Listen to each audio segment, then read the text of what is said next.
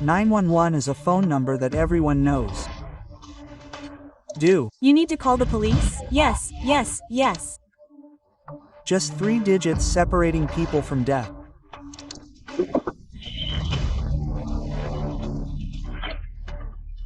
Calls filled with human suffering.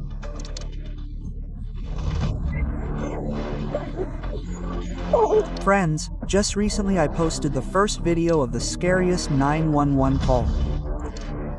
I read all your comments and a huge number of them wanted to see the second part. And that means it's time to once again dive into the world of real horror. So, enjoy watching.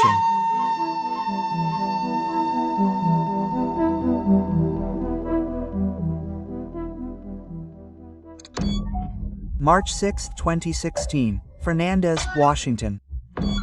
A very strange call to emergency services. Just listen.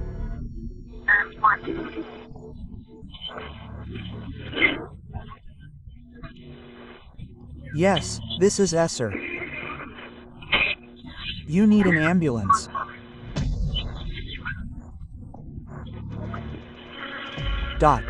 You get up to me. You hung up. What? How do you like that? I don't understand anything. But then the second call came.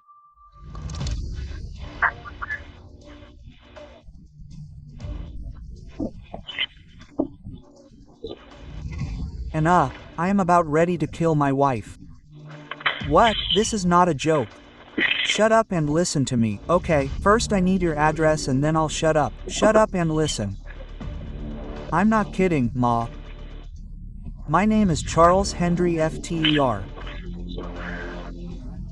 I want tour this B. What's her name? Come on. Where is your wife right now? Right next to me, crazy, whatever you want to call it, CRA. I don't care. I want her. Pure.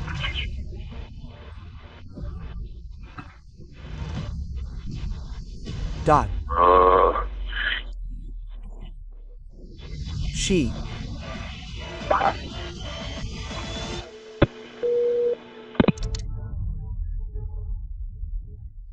Tried calling Charles again.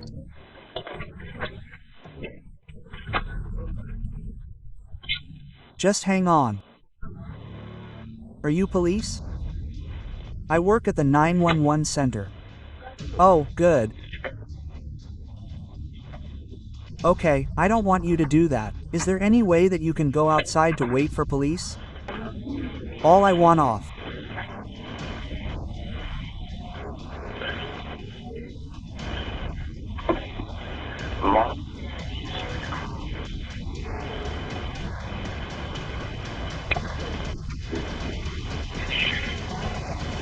You know, at first I laughed. I thought it was funny. The guy had an argument with his wife, called 911. As if he hadn't done anything bad, but in reality, it was much more serious. Because something bad did happen. When the police arrived, by the way, 5 minutes later. 5 minutes. Where did these speeds come from? How can they arrive in 5 minutes? When the police arrived, they found that he had stabbed his wife in the chest. Why did he do it?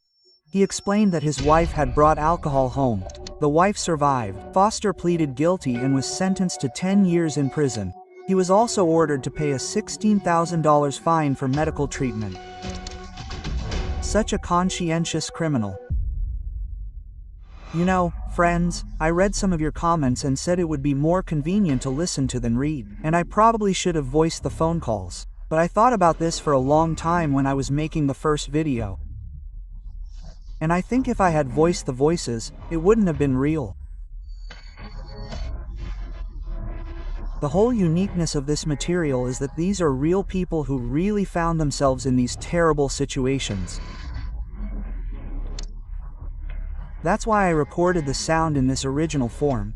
so you hear the real voices of people who found themselves in hopeless situations. September 6, 2018, Dallas, Texas. Amber Geyer, a police officer. She was returning home after a long day at work. At 10 p.m., she opened the door to her apartment and saw men there.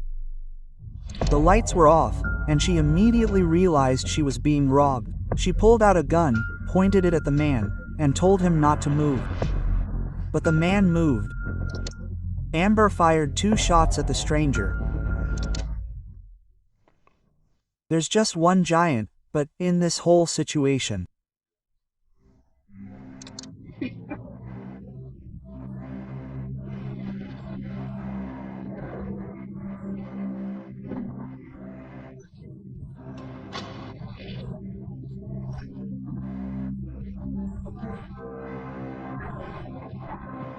Oh my God.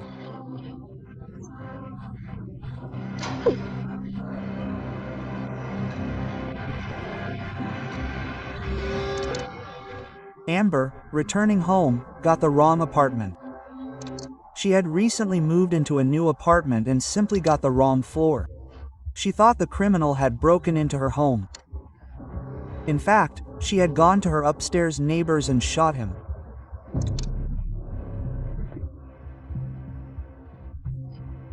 Hey, it was my apartment, a terrible.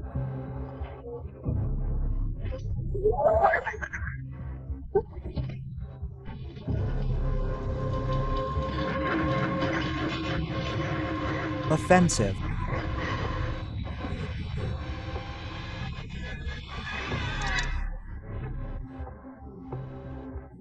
Mistake. Amber had worked 13 hours and more that day in the special forces. She was arresting criminals. She was in a very weak state at the end of the day. Second coincidence. When she arrived, the door was ajar. She immediately thought she was being robbed, but in fact, the neighbor had simply forgotten to close it.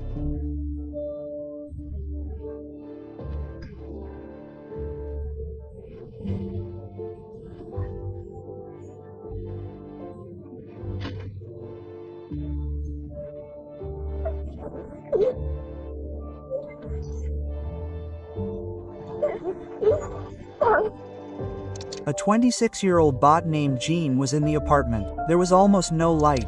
He started moving toward her, or at least she thought he was moving toward her. And then she fired 2 shots. The man, unfortunately, did not survive. I feel like a terrible person. I feel like a piece of. I hate that I have to live with this every day. I feel like I don't deserve to be with my family and friends. She got 10 years in prison.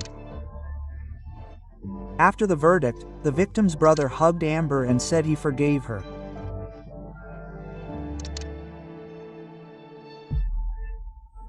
Friends, I have to say that I had to cut out several 911 calls from the video because there are parts that YouTube blocks for sure. For example, there was a story where a girl in some kind of strange state kept telling a guy that someone was following her.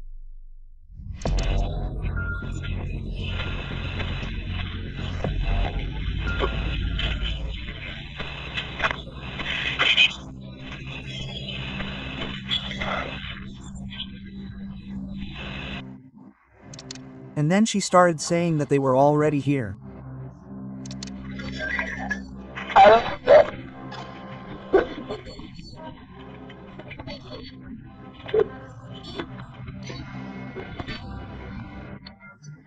And then she pulled out a gun and did something I can't say on YouTube. So be sure to go to the Telegram channel using the link in the description, subscribe, and I'll post new 911 calls there. You know, it's very important to give the address right away. The emergency services need to know exactly where to call for help. And in the next absolutely terrifying call, the woman didn't have time to give her address.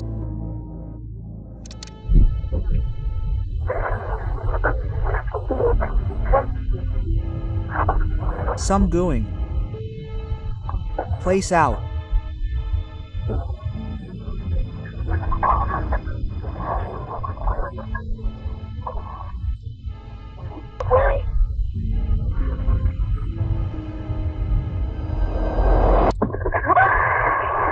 Anne. Unknown man attacked a woman right as she was calling the police. The operator made a huge mistake. She interrupted the woman without finishing her address.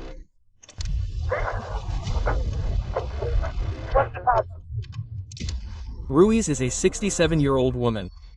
The unknown man paced in front of her house for a long time, and then suddenly attacked and began to strangle her. Who he was and why he did it is still unknown. But the woman managed to save herself. She freed herself and ran away.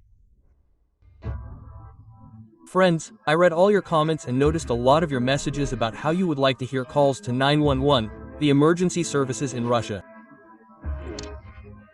I'll show you a couple of stories today, but we'll start with something else, a very interesting experiment by Russian journalists. So, 2015, in the US, during the National Football League finals, they showed a public service advertisement in which a girl calls 911 to order a pizza, and is so completely deliberately.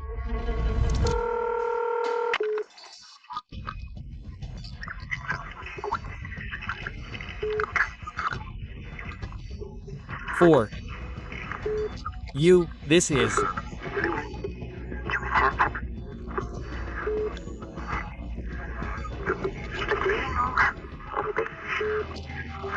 you know, this is how it is to be okay with someone in the room with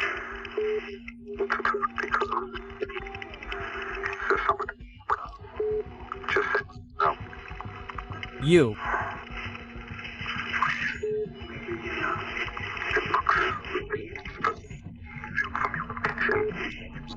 Dot.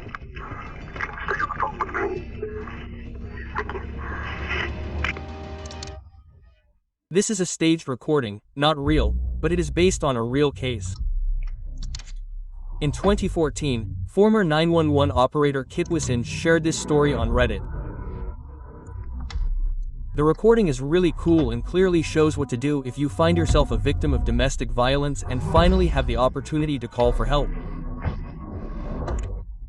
Well, now about 112. Journalists from the village decided to conduct an experiment. They wanted to check if the 112 dispatcher would guess that this was not a pizza order, but a cry for help. So, in the following recording, the victim is a fake. This is the journalist's voice, but the operator is real. Listen to what happened. 112 Moscow, operator 570. Hello. Hello. I would like to order a pizza. Would you like to order a pizza? You have called 112 Moscow. Oh, yes, I understand. I would like to say 2 pepperoni pizzas. What do you have? 2 pepperoni pizzas.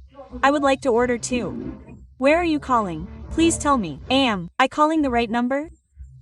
My boyfriend and I can order 2 pizzas for 2 from Baberoni.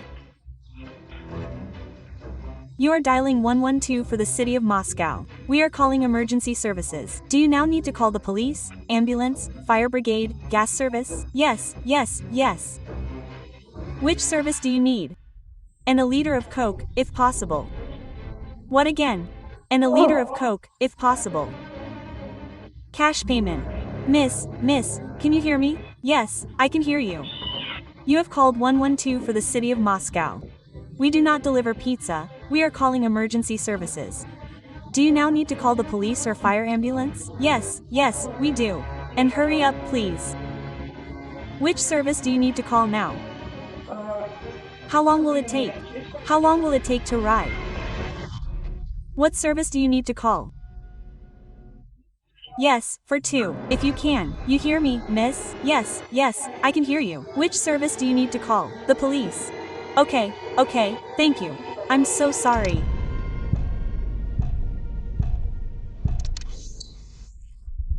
The journalists decided that the conversation had dragged on and they couldn't call the police, but they tried again. The journalists made a second call to the nearest police station, but they didn't pick up. Then the girl called 112 for the third time. 112 Moscow, operator 334. Hello, hello. I would like to order a pizza. What would you like? I would like to order a pizza. The thing is, we accept emergency calls. Yes, I do. Can I have 2 pepperoni pizzas for me and my boyfriend for 2? Girl, we are an emergency service. We pass on emergency calls. We don't deliver pizza. I understand. Can I also have a liter of Coke? What do? I understand. I understand. I can just order a pizza and a liter of Coke for me and my boyfriend. 2. If you don't need any emergency services, then please call the pizza ordering service at the pizzeria. Oops, that didn't work. Out again. The conversation was interrupted, but they made a 4th call to 112 again and ran into the operator from the first call. 112 Moscow, operator 570. Hello. Hello, I would like to order a pizza. What? Say it again, please. Can I order a pizza? 2 pizzas and pepperoni. You have called 113 for the city of Moscow. We are calling emergency services to the scene. Do you need to call the police? Yes, I need my boyfriend and I for 2 pizzas. And, listen to me carefully. You have called 112 for the city of Moscow. We are calling emergency services to the scene. Do you need a fire brigade or an ambulance? Yes, I understand. Or a car. Which service should you call?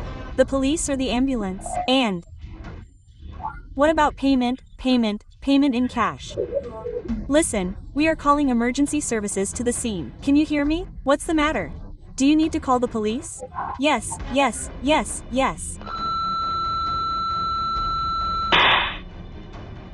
Hello? Which service do you need? The police? Yes. What's wrong with you? That's it. Thank you. I'm waiting very well. Quickly. Listen to me. So, on the 4th call, it seems we finally managed to call the police. There's just one problem. No one ever came. Let's get back to the pizza situation. The girl is in danger. She can't call for help and comes up with this clever way to hint that she needs saving. And here's the question. How else can she attract attention? In November 2021, in North Carolina, a dump truck driver noticed a girl sitting in the backseat of a car at a traffic light. She was giving him a gesture. The driver immediately understood everything and called 911. The man from the car was detained. He really did kidnap the girl. And it was this gesture that saved her life. Remember, if you see this gesture, the person needs help. In the West, in bars and clubs, if a girl is being harassed by a guy and she is scared, she can order a shot of Angel from the bartender. This is a code word. The bartender will then understand that the girl needs help. He should pretend to recognize her, call the police, or escort her out the back door. In 2012, Angela Crompton was killed by her husband during an argument. 4 years later, a social campaign was named after her. Call Angela.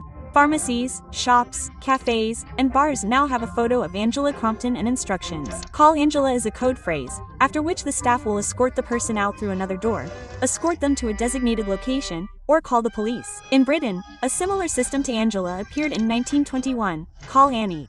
Annie is an acronym that translates as, do something urgently. After this phrase, employees are supposed to call for help. In Russia, a similar system was launched in 1922. The code phrase is, call Gal. I'm not kidding, they really did choose the name Gali for some reason.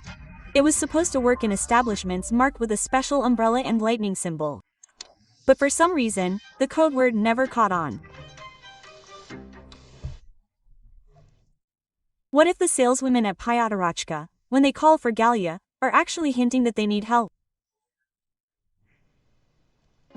In Poland, human rights activists organized support for women in need through a cosmetics website. It was a fake store where, by inquiring about natural body products via email or social media, you could call the police to your home, and most importantly, without attracting the attention of the aggressor. The purple ribbon, also an international symbol of violence, originates from the consonants of the words violet and violence. I hope you never need to use these symbols, but it's essential to know them.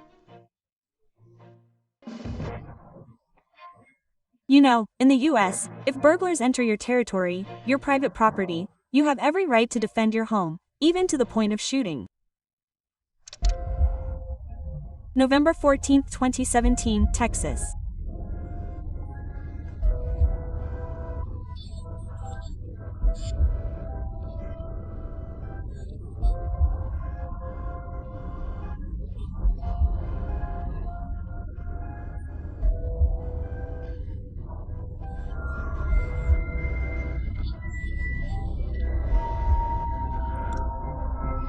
A 61-year-old retired man noticed burglars breaking into a neighbor's house.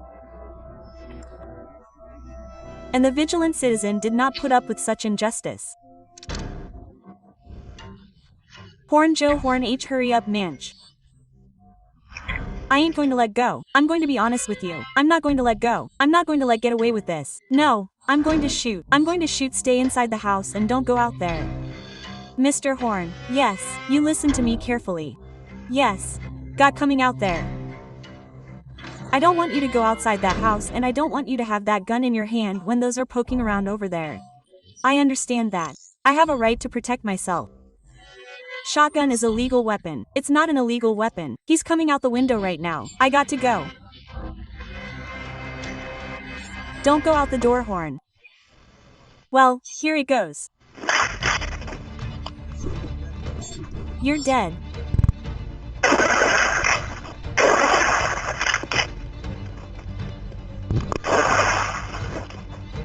"911 over here, quickly, one of them in the front yard, over there, down the other, running down the street, shooting somebody."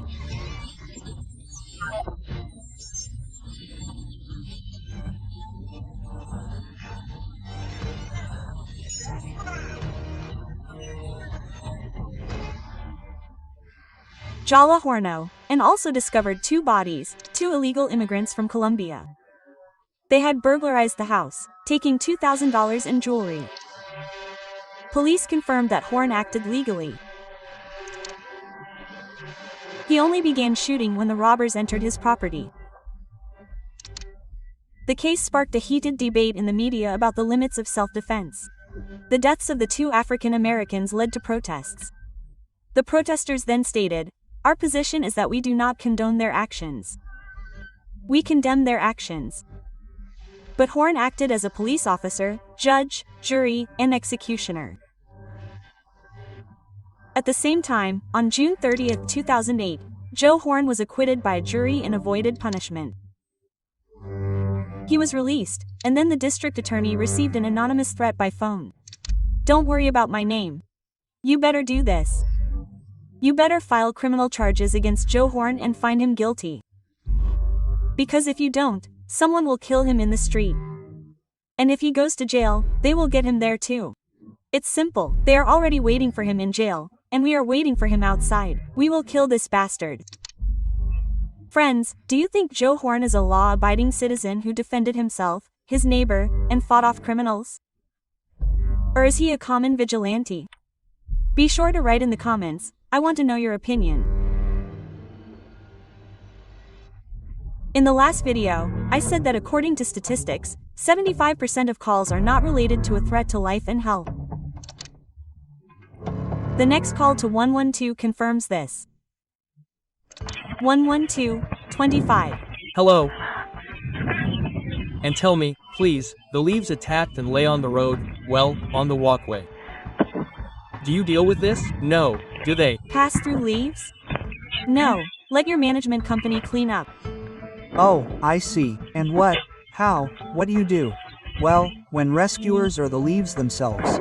No, well. If a person is lying on the ground there or someone there, well, there is a difference. Leaves are lying on the ground or a person is lying on the ground. What's the difference?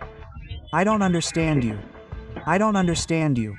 You don't see the difference between a person lying on the pavement or leaves?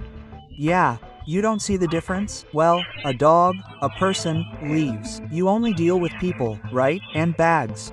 I don't even understand your question at all. Formulate it. In this case, the leaves have fallen, maybe. Well, the leaves have fallen. Autumn, Why should we save and remove the leaves? Explain. Well, it's an infection there. What kind of infection? It's autumn in the leaves. It's October now, the 20th.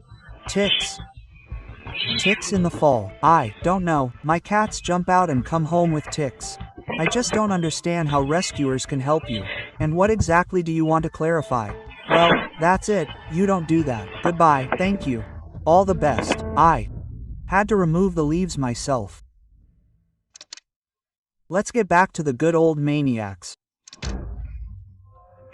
On November 7, 2014, in Springfield, Tennessee, a man called 911. He wanted his wife taken care of. But there's one thing again.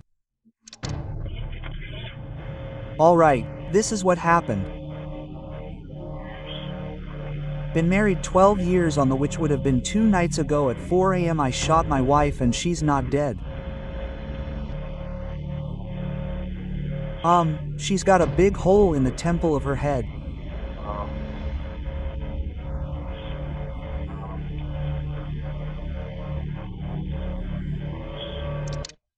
Leonard Parker loved his wife very much. He loved her so much that he shot her in the head, put her in the freezer, and 48 hours later discovered that she was still alive. And because he loved her very much, he called 911 so that they could help his beloved wife. A very caring man.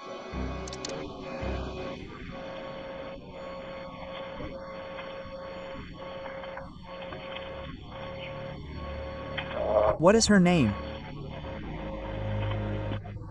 We send somebody out to her.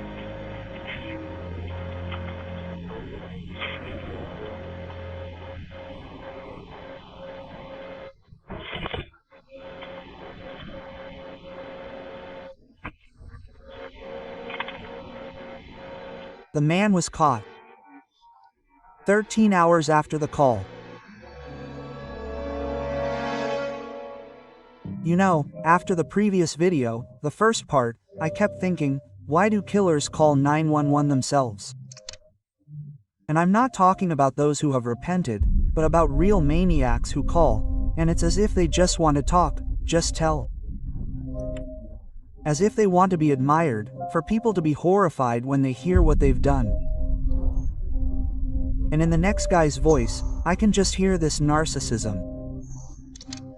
June 22, 1913, Trumbull County, Guyana.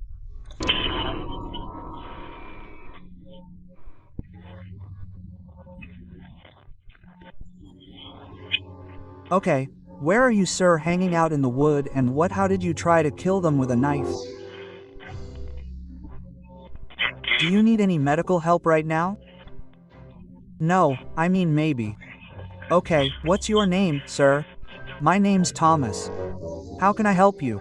How can I get some help to you?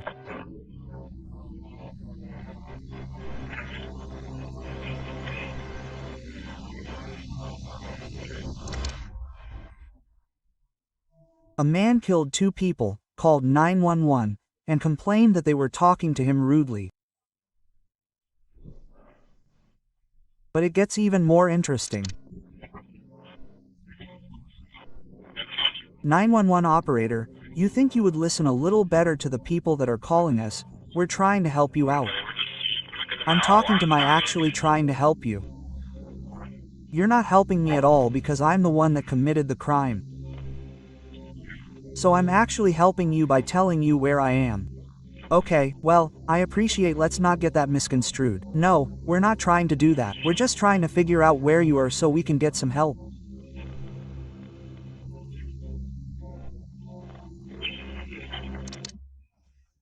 The criminal didn't like the 911 operator and asked for another.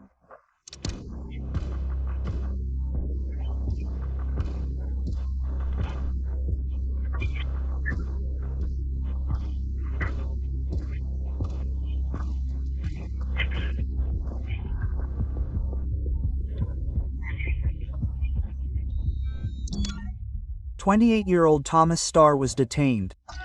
He inflicted living wounds on his father and mother. His father died, but his mother survived. In 1914, Tomos was given a life sentence with the right to early release after 30 years. And Thomas didn't explain why he did it. Well, and now, in my opinion, the most terrible call to the emergency services. Vera Pekteleva, a girl born in 1997. Open, kind, attractive. Vera began a relationship with Vlad Konius, a guy from a dysfunctional family. They often argued and lived together in an apartment that the girl's parents helped rent. In the fall of 1919, during another argument, Vlad pushed Vel. And then the girl finally decided, we have to break up. The guy was categorically against it. He didn't want to let Vera go. The girl packed her things and moved into a university dorm, and then everything, probably, could have ended. But on January 13th, the man asked Vera out. She was supposed to pick up her things, her last things from the apartment. On January 14, 2020, a girl entered an apartment and, unfortunately, never came out again. The Kemerovo police station received a call, not from Vera, but from neighbors who started hearing screaming in the apartment. Friends, I solemnly declare that the impressionable really should fast forward. Operator 112. Young lady, can you hear her screaming outside the door? What should I do? Where are the police? Why are you talking like that? How do I open the door? They're going to kill her there. The police will arrive today. No need to swear. Then he called again. Hello, we need to call the police. Some kind of massacre is going on at the neighbors. The girl is screaming hysterically. The call was passed on to the police. A crew was dispatched to sort it out. Why another call? Well, Young lady, where is the crew? I connected you to the police. What did they tell you? They didn't answer us. They disconnected us. 102. Ask questions. 102. And another call. We called the police an hour and a half ago. No one has arrived yet. We broke down the door ourselves. The girl is already dead. Our actions. 3:12 p.m. the girl screamed, "See the police calls." But no one helped her. The neighbors broke down the door themselves. Where were the police at that moment? They were looking for available cars. There are no patrols at all. Well, the same thing with me. I have a local police officer in his car now. He picked up the complainants from the construction workers and on Voroshilov. There are no patrols at all in the city. There are no patrols at all in the city. 3 colleagues, damn it. I don't even know what to say. The operators really did call the police. I told you, let's at least call someone. It's useless. Security has some kind of alert. Then her tire went flat. Those responsible for maintaining public order don't know what to do at all. The police really were looking for cars. Leninsky is bothering you. Well, help me out. Well, without you, priest, I have no one at all. I have no one to send anywhere. 1. I won't call you again at all. Well, I don't have one. My area is empty. They're cutting off my central. You're welcome. But at some point they said they ran out of gas. What do we have with do you have any gasoline at all? No, it's completely sad. You know, I don't want to blame anyone. Who are we to judge? And it's wrong to generalize either. You can't say that all our operators are bad after hearing one call. I'm sure that there are a lot of professionals, real professionals, working at 112. But it's obvious that the whole system is working worse. It's set up much worse here. And I'm not saying this because I listened to some calls in the public domain. I'm saying this because I read your comments under the previous video. You wrote your personal stories about how you called 112 and they arrived in 2 hours, or maybe didn't arrive at all.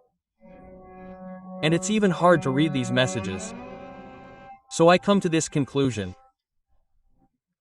I hope that in the future everything will be much better and they will take care of this. But for now, it's really scary to listen to all these calls. Well, the last call for today.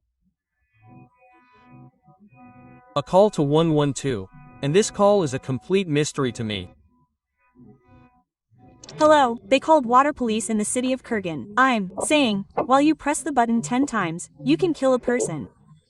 You know, we were out on a boat and found a guy in the river, and he was all torn apart and that's it. We picked him up dead. And then they wanted to stitch him up at first, but who to stitch up?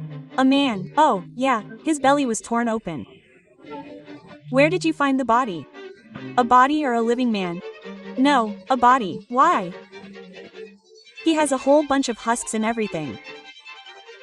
I just cleaned the apartment. What do you mean? You brought him into the apartment? Yeah, I thought he might be alive. Who is? This beaver? A living beaver or beavers of a beaver. A man in the form of a beaver. Well, a beaver. A huge beaver. Wait, a man or a beaver? I'm Telling you, an animal. The body of a man or an animal. Yes, an animal, I say. What are you talking about? I need you here. I can throw you out of the balcony. Last name, first name, what's your patronymic? Mikhailovna. Manwava. Miss, is this your first year in first grade? Get out of here. Explain again what happened. Don't. Call me again.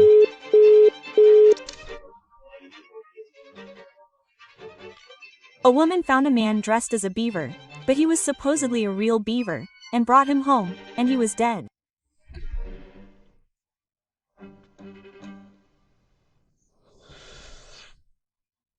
I hope you never have to call 911. All the best. Subscribe to the channel. New story coming soon. M.